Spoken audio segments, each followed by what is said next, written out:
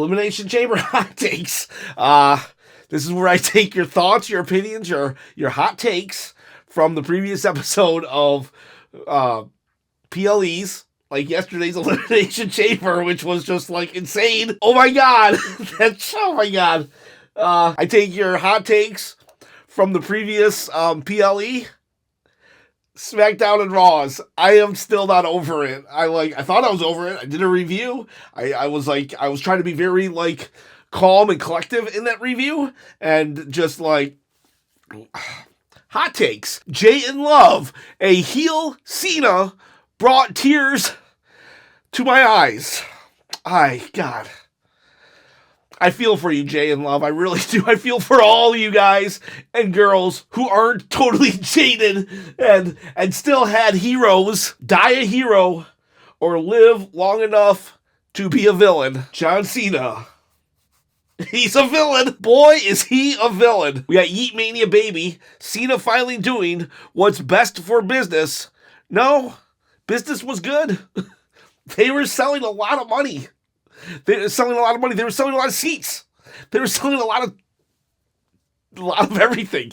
This was, WWE is the most profitable it's ever been. I'm not it's not what's best for business. Now, it's going to make a lot more money and stuff, but I'm just saying it wasn't best for business. I'm not saying it's wrong or right.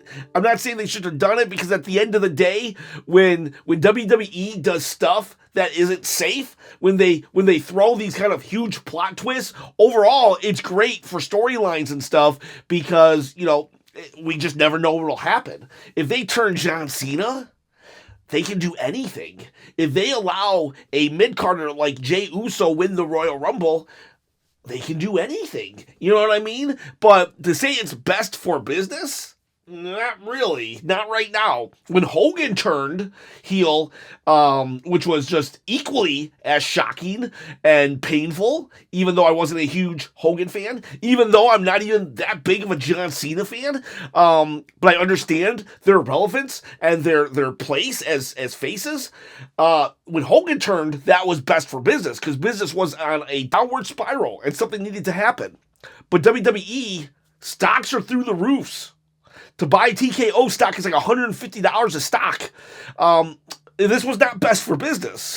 I mean, now it's interesting. It's definitely the most interesting thing that could have happened, but oh man. Shazam Hazan. So they're going to reveal Cena was lying about retirement, right? No way they can have a heel turn this dramatic and then have Cena be babyface by December. That's actually a good point that I haven't considered. What if John Cena turned heel last year, what if the whole retirement is a lie? Because then he can. Face John Cena can't lie about retiring, but heel John Cena can, and it all goes into his character. Just like face John Cena told us that he was going to be showing up for a full-time schedule and hasn't. And fans are starting to get a little upset about it, but heel John Cena can say, I'm showing up for a full-time schedule, lie about it, and then fans are going to be like, yeah, he should lie about it. He's the heel. He's supposed to lie about it. Maybe the whole thing's fake. Maybe he's not retiring. I didn't even think about that. Great point. Wayne said so. The bad blood payoff is finally happening. Roman and Jimmy need to look out. Yeah, Rock did this with his fingers, right? He did this, but if you turn it sideways, it's that. And what does John Cena do? Boo, boo, boo, boo. He puts it above his head. I will have other hot takes from the pay-per-view, the PLE, but let's just get a bunch of John Cena ones out of the way, because that's the huge talking point, and I need to do this. I've gone through the 7 stages of grief on John Cena turning, and I'm at the acceptance stage right now, so I need this. This is therapy for me. We got T-Rex 619. Cena sold that turn very well. I can't believe WWE actually did it, but I'm not really interested in the story. The WWE's biggest babyface over the last 2 decades turning heel during a farewell tour is not what I want to see. The story would have been best served about 2 or a year or two sooner to allow Cena for us to fully embrace Cena on his way out. So basically saying that if John Cena is actually turning heel, we don't really get a farewell tour. Even if this is John Cena's last year, we fans want to be cheering him on his way out, not booing him. So he's saying that maybe had John turned heel 2 years ago, then he could have time to redeem himself, and we could be like happy and cheering him as he goes out the door. I see what you're saying. I guess you couldn't do that with Roman on top, and whew, still, maybe like the other guy said, maybe it's all a lie and he's going to be around for longer. Big Tuna 124, greatest heel turn of all time. It's number 1 or number 2. That's for sure. I've been watching wrestling since WrestleMania 5, so maybe Andre the Giant could be included as well. But if I had to rank them, I'd probably say Andre the Giant is number 3, because that was huge when he turned on Hogan. That was huge. Then we would probably say, I would probably say Hogan is number 1, the Hogan heel turn, and this is a close second though. And the only reason why I say this is a close second is because Hogan's heel turn had more of an impact on the business. It saved the business in reality. NWO came at a time when WWE sucked, and WCW definitely sucked, and it made WWE get better.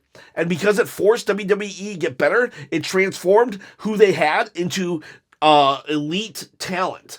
WWE had the Ringmaster, Stone Cold Steve Austin, but as the Ringmaster, they had Hunter Hearst Helmsley, a snob from Connecticut. Mankind was just like this Mick Foley, this boiler room monster. So it forced WWE to elevate everybody. Right now, this John Cena heel turn, probably a little too soon. It's probably too soon to tell. But like I said earlier, the fact that WWE is doing the best business it's ever done, it didn't need this heel turn. Now, I will say this, though. While the Hogan heel turn is probably the greatest of all time because of the impact it had on the business, this heel turn is probably the gutsiest. It is definitely the gutsiest for Triple H to pull the trigger on a heel John Cena when it's not necessary. That takes a lot of guts. A lot of guts right there. Because with Hogan, it was almost like a Hail Mary. Well, we got nothing else to do. Might as well try it. But here, they're like, we could keep selling out arenas with John Cena as a face. Think about all those championship belts they were selling.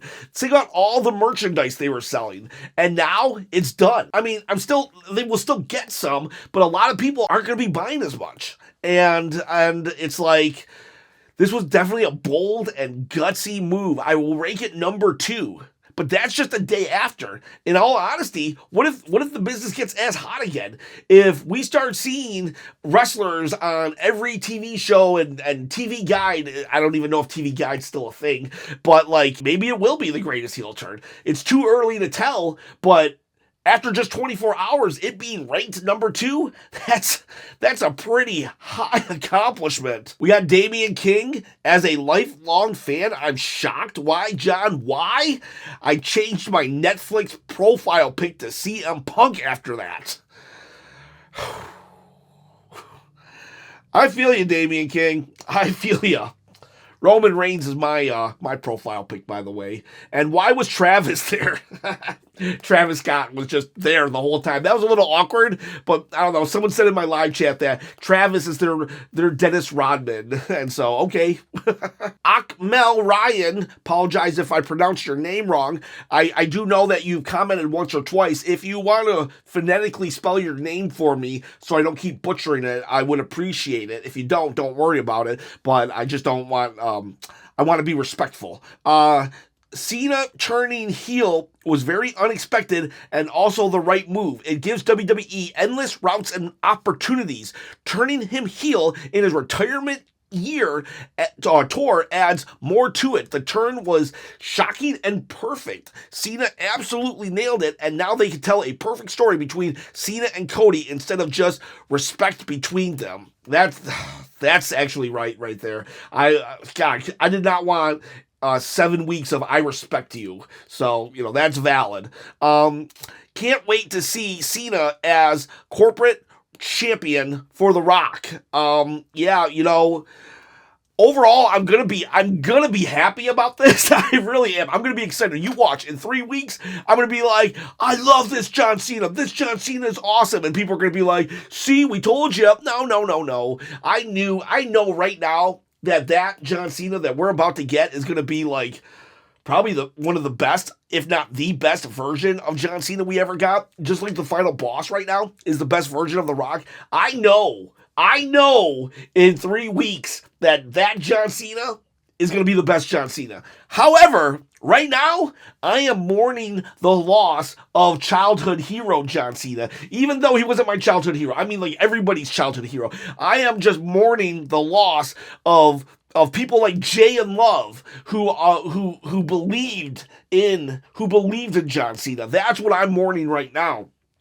And it's gonna be a great story. This is gonna really help Cody Rhodes. This is what Cody Rhodes needed. He needed an enemy like this, and it's insane. And I cannot wait to see Cena as corporate champion. Yeah, me too. I cannot wait to see John Cena as that corporate champion, because that's going to be like, it's going to hurt. It's going to hurt in all the good ways. John Cena sold his soul to be a corporate champion for this belt, but you don't have to. You don't have to turn heel to win this belt. All you got to do is comment below. If you comment below, subscribe to the channel, hit the bell notification as well, and maybe give a thumbs up to help get this video out to the masses. Well, you can win this video on a live stream. I'm going to pull a random winner from a random video and give away a belt. No joke. Already gave one away. In fact, this one's getting shipped tomorrow. It's Monday. Yeah, I'm shipping this one tomorrow to Australia. And yeah, all you gotta do. Why am I doing this? I'm trying to quit the day job. I want to produce like 800 John Cena videos today, but I gotta go to work in about an hour. So help me quit my day job, and you can win the undisputed belt. Don't have to sell your soul to The Rock or nothing. Commenting below. It's not that difficult. Help me out. Let's talk some other stuff on the PLE. We got William K. Mosa? I'd really butcher that one. Welcome back, Jade, but man, that beatdown she gave Naomi, like we said, it was Naomi all along. Well, I wonder if it is Naomi still. Someone in my chat said that Naomi was very happy to see Jade. Why would she be happy to see Jade if she knew Jade was coming for her? And then Bianca was like, oh no. So maybe Bianca was afraid that...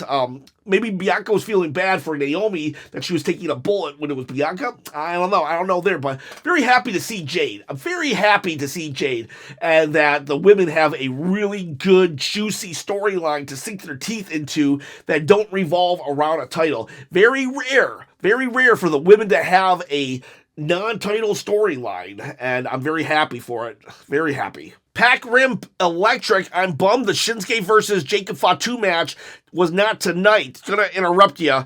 There isn't going to be a Jacob Shinsuke match. LA Knight actually won he won the match on SmackDown, so he's actually the guy that's going to be fighting Shinsuke for the title. Now, if you want to see a Fatu Shinsuke match, that's different, but right now, LA Knight is next in line, and that happens next week on SmackDown. Tis Mickey 2007, so because I just became a wrestling fan in 2022, I'm very post John Cena hype, but I kind of see where you're coming from. I guess she's talking about my last video, actually. I got this mixed up. But that's actually an interesting perspective that you have, because it's like, you know how John Cena is like, a big deal, but also you never really felt John Cena as a big deal. You know it, just like I knew Andre the Giant was a big deal, but by the time I got into wrestling, Andre had like 2 years left on his career, so I never got to fully experience Andre the Giant. I just knew he was a big deal. So Cena's a big deal, but it doesn't mean that much to you, and that's very fair and valid. So I guess you're just gonna have to put up with a bunch of 40-year-olds yelling at the TV about John Cena for the next year. You also say you don't know about turning him heel on his last year if it's the best decision, but yeah, a ballsy decision. Then we got Donatello Leonardo. Is there any reason why Rhea was left off for a throwaway Tiffy match? That's very, very good point. Just because just because Trish is a legend, that was definitely a SmackDown main event match. Trish already came back, had her run. We didn't need her to just come back for this PLE. Io versus Rhea would have been way better. I get it, you gotta save some stuff for TV, right? But it's like, come on, this is a championship match. I do feel it should have been here, and it could have been here. We could have opened with Rhea and Io, and then had the women's elimination chamber match, but yeah. I guess you have to have, maybe they knew it was going to be a dud, but they just needed to fill time, so they just slotted it here. I don't know. I agree with you, Donatello Leonardo, on that one. John Clockwork, I was so disappointed that Randy didn't get to punt kick KO. They kept teasing it, and if there was ever a time to do it, it was tonight. If not now, then WrestleMania, but I need to see it. That's probably what they're going to do. It's going to be probably a punt kick at WrestleMania. That's why they saved it. That's why they teased it here. Honestly, though, I think Randy should have returned on SmackDown. Just like I was saying a second ago about how they had to save some stuff for Raw, and that's probably why Io and Rhea was saved. I really feel this Randy Orton return should have been saved for SmackDown. When we had a Jade Cargill return and a John Cena heel turn, we didn't need Randy to return here. Now, hey, you know what? You gave me a lot, WWE. I'm actually complaining that you gave me too much of a good thing. So, this is a very good complaint. Very happy to see Randy back, but now Randy's been overshadowed like twice on his returns, once by CM Punk, now by John Cena's heel turn. It's like he didn't play into the finish, so Randy Orton, I believe, should have just been pushed off to SmackDown. But your punt kick, that's a WrestleMania moment right there. They are saving that. Yeet Mania Baby, the only bad thing about this Elimination Chamber was CM Punk kicking out of like 6 finishes. Like they were all nothing. I thought that Damian Priest was the one to no-sell everything. All right, so that was me. I did not make fun of Damian Priest there. That was somebody else. I was just reading and enjoying making fun of Damian Priest. But yeah, hey, I'm a huge CM Punk fan, but give me a break. He kicked out of like a bunch of finishers. That was not cool. Like 1 or 2, fine, but yeah, no. I mean, were they? I don't know. I was amazed and shocked by that too. We could have done different moves to get these near falls. Madden Davis, it's honestly sad what they've done with Drew. No explanation needed. Nope, no explanation needed for me. But if there is an explanation needed, they okay, with the finish they had, whatever, they didn't need Drew to win. I wish he would have, but I get it. But another surprise roll-up, another one? The dude got surprise rolled up by Jey Uso, Seth Rollins, Jimmy Uso, and now Damian Priest. It's like, give me a break. Give me a freaking break. This surprise roll-up is so stupid. So dumb. It's not protecting his character. That's the idea. A surprise roll-up is supposed to protect the villain or face, but because it's like they were caught off guard, so it was a one-off. But it's no longer a one-off. It's happened 4 times since January 6th All right, it's March now. It's March 1st. So in a matter of 2 months, he's had 4 surprise roll-ups on him. That's sad. Sad. Dez 12458. I don't understand why they chose to make Jade a heel here. When you think about it, she's not doing anything wrong. She's getting revenge. Okay, gonna stop you. I don't think she is a heel right now. And I think, okay, so maybe it could come off like she's a heel because Naomi, she beat up a babyface Naomi, but if Jade just reveals that it was Naomi on SmackDown, then instantly she's not a heel. I say it's too early to tell if she's a heel. And now, if she had attacked Liv Morgan, then no questions asked, she's a face. But because she's attacked face, well, I'm just saying, I think there's questions to be asked. Why did she attack that face? So hold your judgment on whether Jade is a heel or not. Sunder 77, easiest road to WrestleMania ever. We won't see Rock or Cena until April. Cody has plenty of time to rest, relax, recover, and cruise through SmackDowns.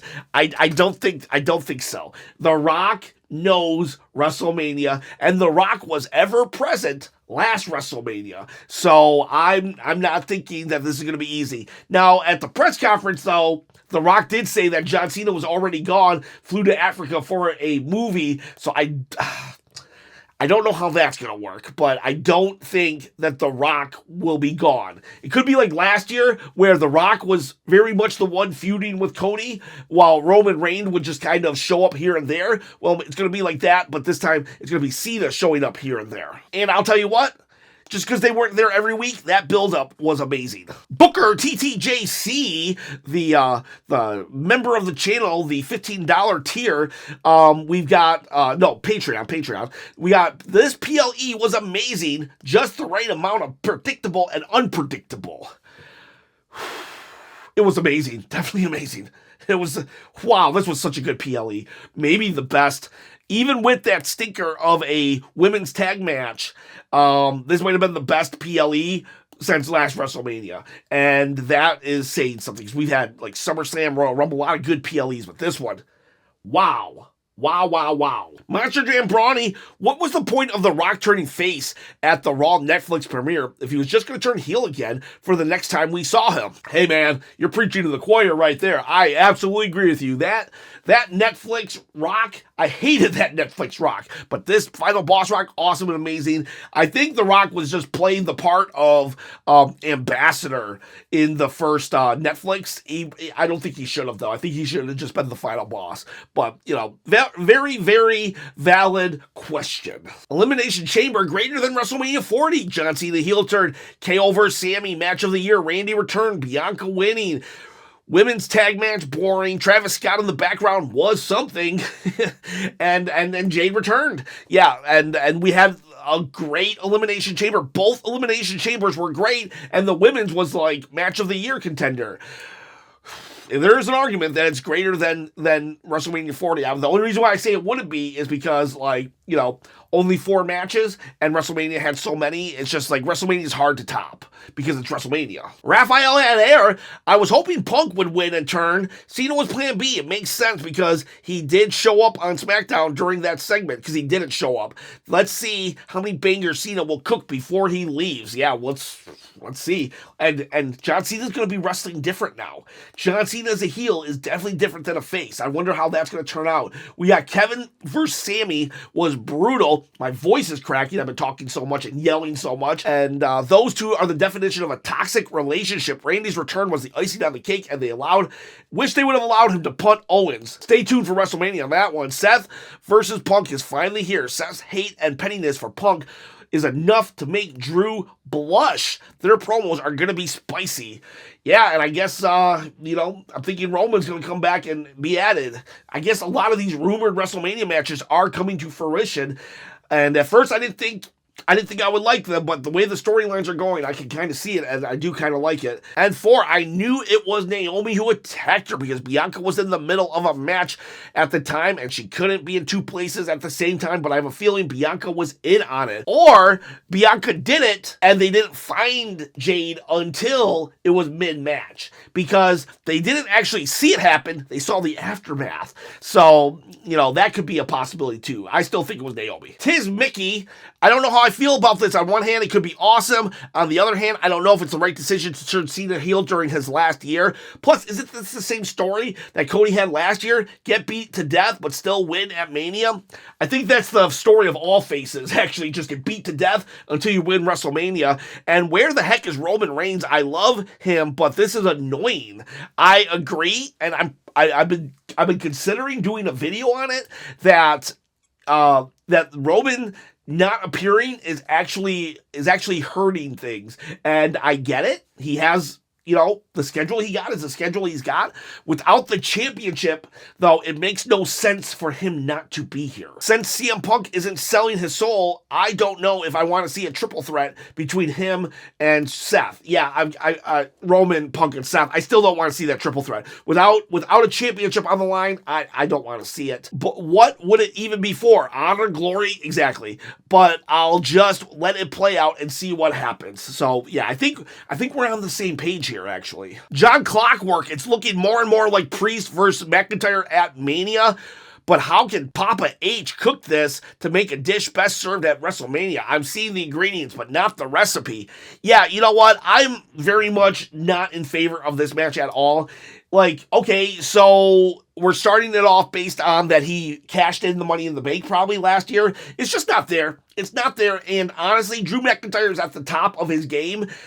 Priest is not. All right, and I'm not saying that because I'm kind of low-key a Priest hater, and I'm kind of low-key, I like Priest, but for real, Priest cannot go toe-to-toe with Drew McIntyre on the mic. He did last week, and he did a good job, but he can't do it continuously. Drew McIntyre is just too powerful on that microphone and in social media. Damian Priest needs someone like Logan Paul to fight. Logan Paul would be the perfect opponent. Everybody wants to boo Logan Paul, and everybody wants to cheer Drew McIntyre. So Damian Priest's opponent the fans will either turn on Damian Priest or they will completely love Damian Priest, depending on who his opponent is. So if it's Drew, they're going to hate him. If it's Logan Paul, they're going to love him. My voice is pretty much gone, and I don't think I can go any further. So I'm going to read one more, and then I've got to end it.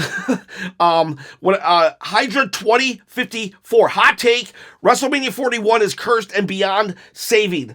I don't agree with you. Honestly, I think now we're officially on the road to WrestleMania. The Royal Rumble, after the Royal Rumble, it was a little lackluster. I'm not going to lie. But now I feel that John Cena turning changes everything. I'm very much excited. Even though I'm heartbroken, I'm very much excited for what's about to happen. All right, gotta go. Boys, girls, have a good day. See you later. Thank you for putting up with all my screaming and yelling. Goodbye.